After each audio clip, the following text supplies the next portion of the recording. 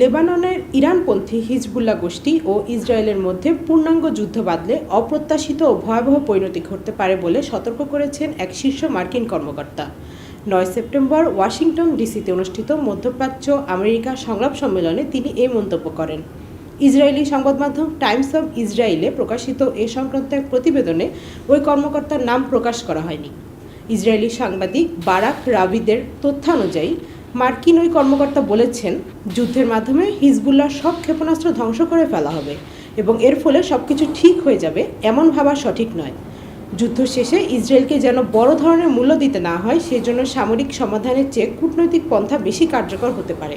এই মন্তব্য এমন এক সময় এসেছে যখন প্রতিদিন হিজবুল্লাহ বাহিনী ইসরায়েলি সীমান্তে হামলা চালিয়ে আসছে। ৯ সেপ্টেম্বর হিজবুল্লাহ উত্তর ইসরায়েলে বিস্ফোরকবাহী ড্রোন ও রকেট ছোড়ে, যার জবাবে ইসরায়েলি প্রতিরক্ষা বাহিনী দক্ষিণ লেবাননে তাদের অবস্থান লক্ষ্য করে পাল্টা হামলা চালায়।